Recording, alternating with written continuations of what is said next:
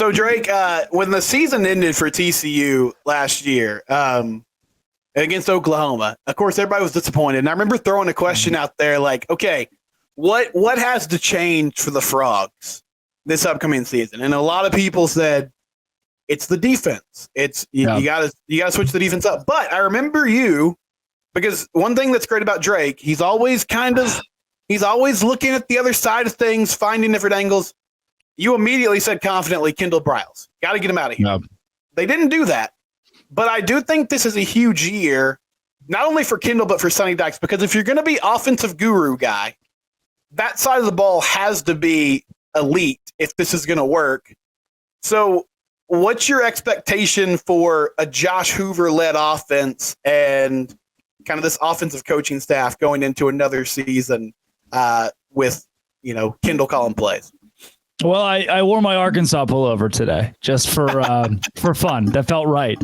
I feel like Kendal Briles leaves a lot to be desired in his offense and did at TCU in his first season. I was not first and foremost. What a random hire. Just the name Briles on the sideline at TCU. And the question immediately was, is this going to be worth it? All right, you hired Briles. Now it better pay off. And it didn't in year one. And a lot of times what people will get caught up on defensively is, oh, wow, the defense must suck, without really looking at the way the offense complements it. When your offense has a ton of 3-and-outs, when you're keeping your defense on the field, I look at a team like a Baylor, who I got to watch so closely last year, whose offense couldn't get off the ground because the defense was off the field in 2 plays because they had let up a 75-yard touchdown, right? There was never any consistency, or the defense gives up a massive play and the offense can't get things clicking, and the continuity's not there. For TCU, it felt like I saw a bit of that, but the opportunity to bring in Avalos, huge. The opportunity to bring in 20 commits in the transfer portal and have the number 2 class in the Big 12 this offseason, also huge. I wish the Frogs would have gotten bigger names on the offensive line in the transfer portal. Had there been more 4 stars, 5 stars in that category, I'd be more confident in TCU. But Steven, dare I say it, this reminds me a little bit of Sonny Dykes' first year at TCU. He did not. I do not think. I always try to judge a team's transfer portal rankings off of what they needed, what holes they plugged, and how they plugged them. Arizona State and Cincinnati are 2 teams that I think just went balls to the wall. I can say that, and said, we need this, we need that, we need grab whoever you can get and put it together, and hopefully it works in the Big 12 next year. What TCU did was strategically attack the portal. What Sonny Dykes did when he first came to Fort Worth was strategically attack. He didn't bring in 50 guys like Deion Sanders. He said, here's what I need from this, here's what I need from that. We're going to put it all together. I am scared. If I'm another Big 12 team, of what TCU has done on the defensive side of the ball with Andy Avalos and the additions from the transfer portal. Offensively, I need to see the offensive line, and I still haven't bought Josh Hoover. I still can't buy yet. Too young. So that quarterback room, you got Josh, you have Ken Seals, transfer from Vandy, which seems kind of like a veteran backup situation. And then Haas Haney, true freshman from Aledo, one of those, Texas high school football powerhouses in the state. I guess, how much concern do you have if you're kind of basing the Hoover optimism on year 2 of a system, right, getting more familiar with it, processing better, all those things, that he's not going through spring practice right now because of some undisclosed injury? Yeah, the one thing, Steven, I needed more than anything was to watch this kid during spring practice, was to see him during a spring game, was to see. And the reason why is, again, I'll go back to a school that I covered very closely.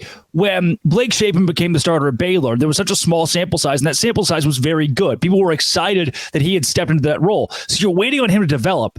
Max Duggan, as he continued his TCU career, you're waiting on that guy to take the next step. We so often as college football fans default to, well, he's got a year under his belt. Oh, he's got 6 starts under his belt. Next year, he'll be better. It just doesn't work that way all of the time. It didn't for Max Duggan at TCU until the very end of his career. And for Hoover, a guy that I needed to see take that step in the spring and say, all right, now he's a leader. All right, now he's got complete confidence. You don't get any of that. So I have to sell on what you get out of Hoover right now, but I still don't think that TCU did that. Like, Vanderbilt quarterback's kind of like the Alan Bowman thing. Let's just bring him in, and Alan Bowman ended up starting. So who knows? And for Haas Haney, we saw what Cade Klubnik did. We see some of these blue chip quarterbacks that come in, or even Quinn Ewers very early on, that just aren't there yet, got thrown in the fire too early. I hope it doesn't happen for Haney. If that's your red button, got to press it. Probably not a good sign for the Horned Frogs. Okay, before you go, where does TCU fall in the Drake C. Toll Locked On Big 12 way too early power rankings? What are we looking at this year, Drake? So everywhere I look, if I go to Athlon, if I go to Heartland, if I go across all Big 12 metrics, most people have TCU in the 10 to 11 spot. I've seen them maybe highest at 9. I've slotted TCU in the 8 range. They're going to be better than people expect. I would be unsurprised if the Frogs ended up picking up 8 wins this coming football season, which given their schedule is something that would be good. I mean, I think if you're a TCU fan, you get 8 wins. Very excited by that. Your first 3, 4, very winnable. Kansas is tough, but I got TCU going into the bye with wins against Stanford, LIU, UCF, SMU, and Houston. In that world, you have walked effectively into 5-1. All I need you to do is win 3 games down the stretch. I think TCU does it, at least with wins against Baylor, Cincinnati, and then the others are kind of a coin flip toss-up. Just give me a bowl game and I'm happy. He's the deputy commissioner of the Big 12. I'm not sure if that's true, but it seems like a thing that we should say.